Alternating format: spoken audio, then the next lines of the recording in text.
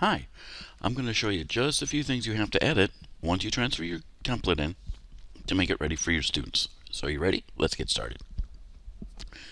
Right here, this is your main page of your Canvas template. And you can see right here.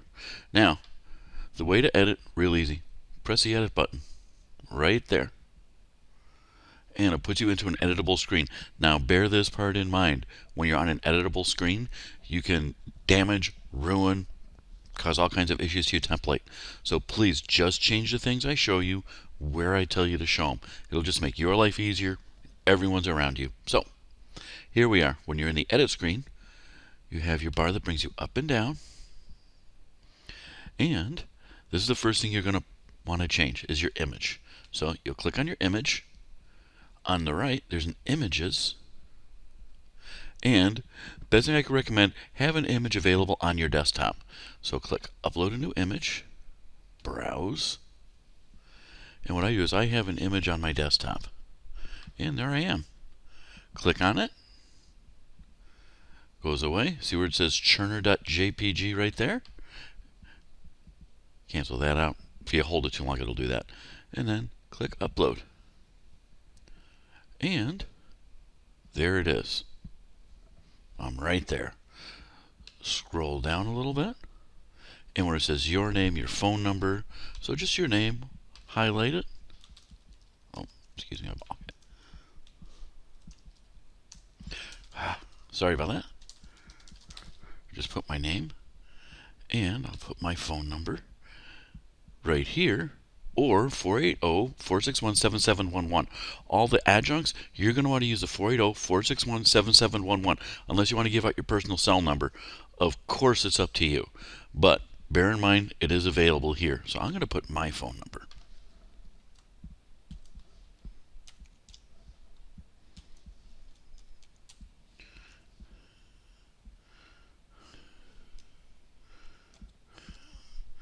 So there would be my number. And my email address would be edu. And it's wherever there's the red. So I'll put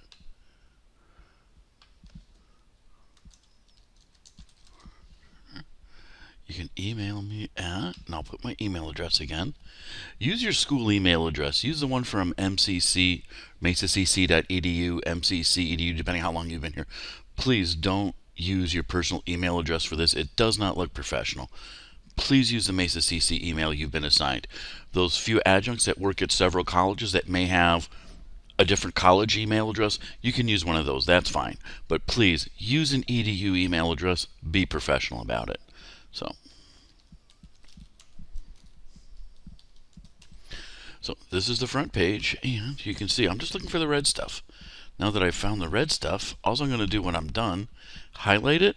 That's left click on my mouse and just smear with my mouse. I'm just going to change the color to black or blue. I'll change it to blue. It doesn't matter if it'll accept. There we go. And scroll down to here and make this blue. And I can also remove the bold and italics if I want to. See? Really easy up here. See that little bold thing? In your editor? This is called a rich text editor for online, just so you're aware. And I will overwrite my name here, and I'll change it from red to blue. So they know, the students know where your name is all the time. I'll make it some sort of a different color. And we have this. The next step is scroll down. This is important. Save. If you don't save it, it's not going to be there the next time you look. So make sure that you save it. And here, this is done. Now the next step is you'll go into your modules. There's two places you're going to want to go into check. So welcome from your instructor. And welcome to class. Remember this? Edit. You're going to do it again. Edit. Now you can do one of two things with your image. When you go to images, it'll be in here somewhere if you scroll down. and sometimes it takes a few minutes for it to appear. As you can see, it's being a little rough, but just to show you. See? Mine's hard to find. So, sometimes rather than scrolling through this whole mess, just so you're aware, what I'll do is, oh, well, there I am now, as a matter of fact. But instead of scrolling through that whole mess, I would just re-upload a new image, just to let you know. But since I found it, I'll use it. And see how I have a big image here? And you're like, oh my goodness, and I have two by mistake. Well, it's easy to take care of. Click on it once lightly, hit your delete key. That takes care of one. Number two, if your image is too big, click on it, left mouse button, and see how it's shrinking away and staying in proportion? See that? And before you know it, it's exactly the size picture that you like.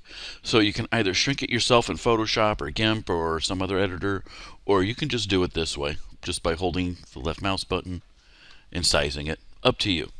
So enter a brief biography here. You'll enter your biography here. You'll enter your education and experience here.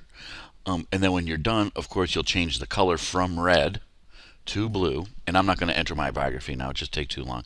So I'm just going to change it to black in this case. Black, and remove the highlight. And I'll save it again and make sure that's everything. And I have this down here, which is my name. Almost forgot it, but that's why I did it in red, so everyone could see it. Turner. Smear it, and then just make sure they all stay the same color and everything's consistent. Boom. It's all black. Highlight that one more time. Remove the bold. See how easy that is? Save. And there you go. And now we only really have one more thing to do. That just gives you your basic biography and your experience. But go back to your modules.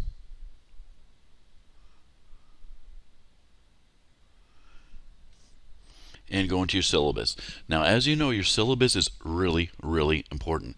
It's a contract between you and your students. We've got a standardized syllabus for CIS 105. You can make minor edits, but always, always, always make sure that they're still aligned with our college plan, with your adjunct RFP, faculty policy, and make sure everything lines up. If you put something in your syllabus that's A, illegal, B, immoral, C, against college policy, or against the standard operating procedures of the district, you're heading for an issue. Be very careful. One of the most common things that teachers will say is, if you cause a disruption, I'm going to kick you out of class for good. You can't do that. Just so we're aware, if a student causes a disruption, you can ask them to leave until they talk to the dean of students. That's the best you can do. The only time you can remove a student permanently from class is for attendance reasons. And that's at your discretion per the syllabus that you present, what your attendance policy is. But please bear those parts in mind. Point in case number 2, things you do not want to list in your syllabus is, if I catch you using a cell phone, I'm taking it away from you. You can't take away their personal property. You are not a police officer. So please, be gentle with your policies. Carefully written, well said. If you have any questions, ask us. We're always happy to share our experience with you. So, now that we've gone through that, let's go into edit. And I'll just change this to my name.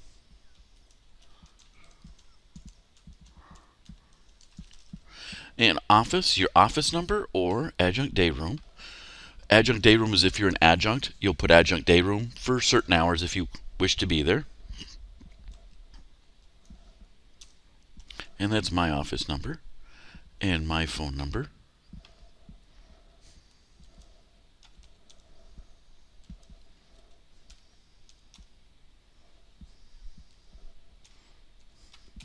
Put down my phone number and then my email address.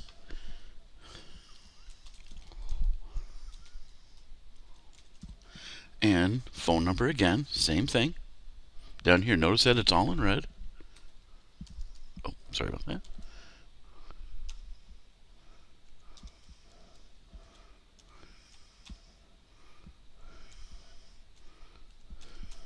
Got that. And emergency if Canvas isn't working, meaning if something went down. Okay. Common mistake that students will make is they'll send an email and say, I don't have internet access. Doesn't make a lot of sense. So make sure before you send your email, let us know very succinctly what the problem is. If you don't have internet, odds are you can't send an email. If your Canvas isn't working, then send us an email. So,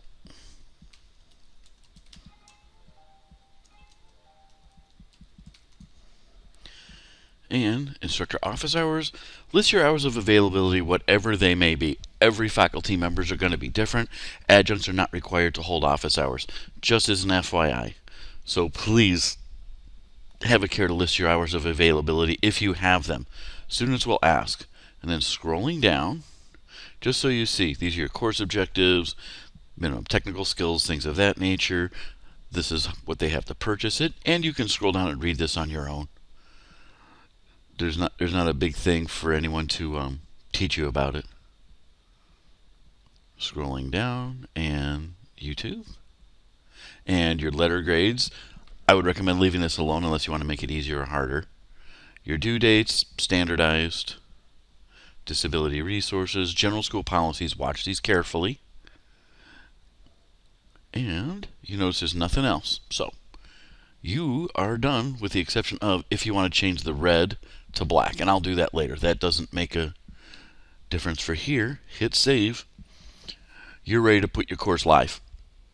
And to put your course live, once this finishes, when you're ready, and again, I recommend doing it only about a day or two before class starts, maybe a couple days. So go to here, see where it says course status. This is your home page. Where it says course status, just click publish. I'm not going to click it. You can click it here, or you can click it here. I'm not going to do it, but that's all there is to it. So if you have any questions, feel free to let us know. Thank you, and have a great day.